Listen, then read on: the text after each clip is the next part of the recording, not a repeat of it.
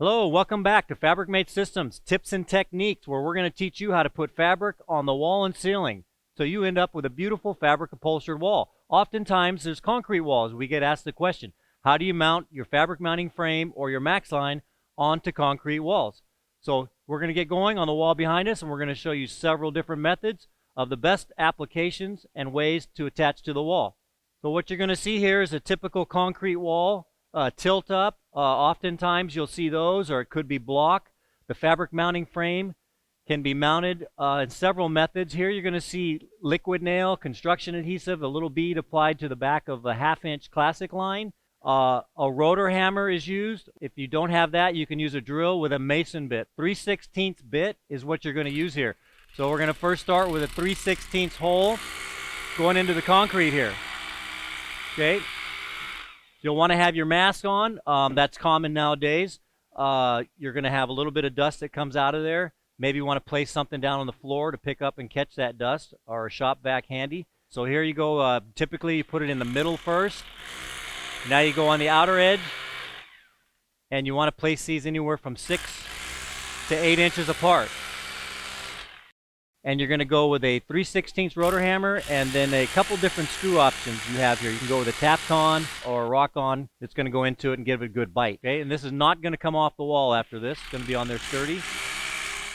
Then he's going to move over to the top stick in a minute, and that's going to be done with the same drilling method, 3/16 bit, with a conical plastic anchor, 3/16 plastic anchor, with a regular drywall screw.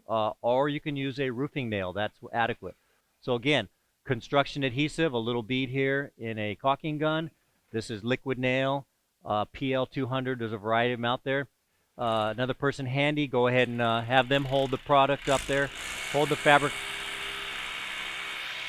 So again, 3/16 bit. This is in a rotor hammer. It's going to be a lot quicker than a regular drill. Here, just did a quick switch with a different bit. Going to go right into the concrete here. Again, 6 to 8 inches. We've had people go as far away as 10 inches. If you have the liquid nail in there, it's really going to help hold that up. So Conical Anchor. These are available at your local hardware stores, Home Depot, Lowe's. 3/16. Have a little hammer in your tool belt there. And once you put this in, again, you're going to then use a drywall screw. So different methods. Some may want to go back and drill the holes as they go.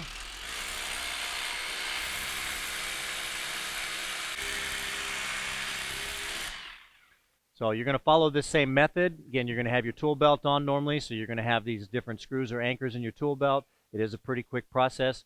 This is the method you're going to follow if you're going to install the fabric mounting frame to tilt up concrete, cinder block.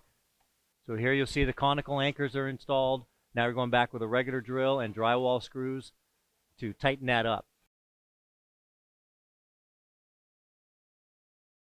So this piece of fabric mounting frame, 1/2-inch classic line, is being installed on the wall. So again, we're going to be installing the right side here with the rotor hammer and the 3/16 bit. Going right into there. The left side.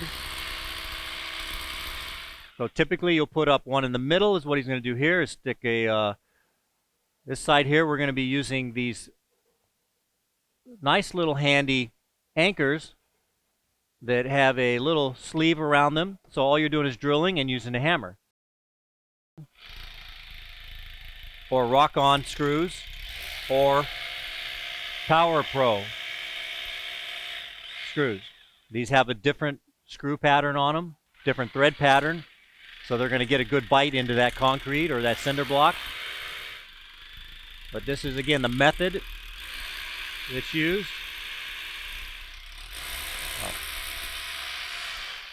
So now the holes are drilled. I'm going to come back here again. You can see these little plastic anchors. They're actually an anchor and a pin in one. They're pretty handy. So now you just come back in and hit these little pins on there, and it's going to spread out the anchor in the back. Hold that on nicely.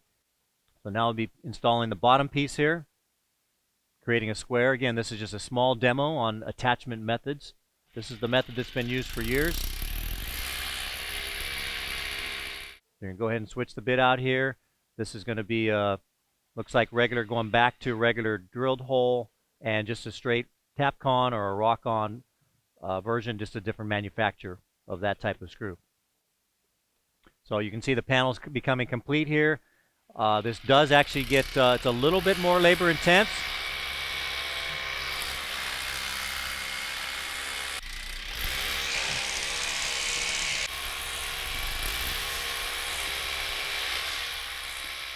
So there we go, the holes are drilled. Now he's just going to go back and install the Tapcon screws. Adhesive on the back, you're going to have a nice attachment to the concrete wall here.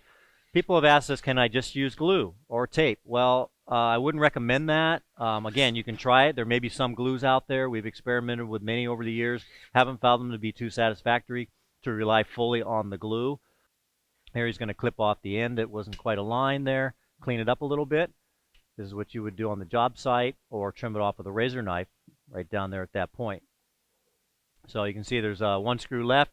Now you have a complete square. Again, you would follow this same process if you were doing an entire wall or an intermediate joint to get the fabric mounting frame up that's going to hold your fabric to give you the upholstered wall. Now he's going to go ahead and show you an example. We get asked this question often as well. How do you mount the core to the concrete? Here we're going to use some of the Recore, 1/2 inch thick. A couple of different methods. There are glues out there. You can try a trim tack, a 3M product.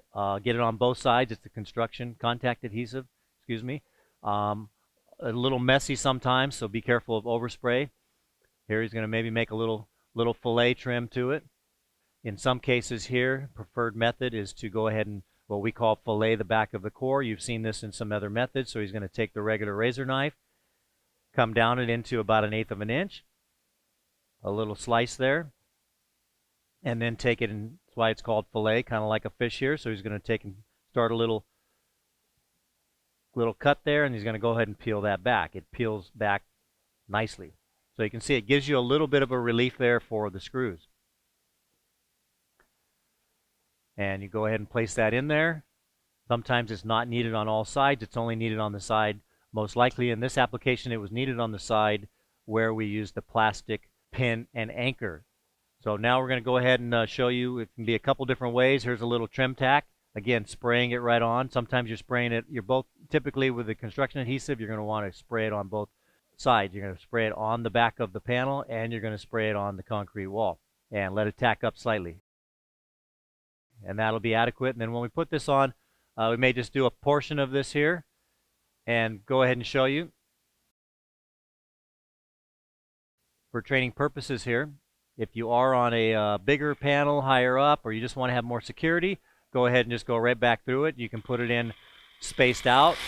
Here you only need maybe one in the middle. Here we're going to go back in with a Tapcon, and it's going to tighten up and bite real good into that concrete. So that backing there is not going anywhere. So you see, once again, if this was a large 4x8 panel or an entire 30-foot wall, you're going to want to space these out, get them in the corner, maybe get a domino pattern going or a diamond pattern.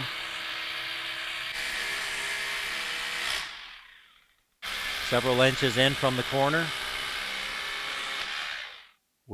Here he's going to switch to the rock-on screws, and we'll be showing you these popping up in the video. Or check out our website for any more details on this, or give us a call, fabricmate.com. And the mounting frame is up secure, the backing is up secure, last a lifetime. The fabric will go on. We won't do it in this segment here. You've seen those in other segments. Check those out on our website again. If you like what you see here, go ahead and give us a thumbs up. Subscribe to our channel, because we're going to be putting out a lot more of these, and you'll go ahead and get an update on these videos. And if you have any questions, just give us a call or a chat. And as always, we thank you for visiting us. Have a nice day.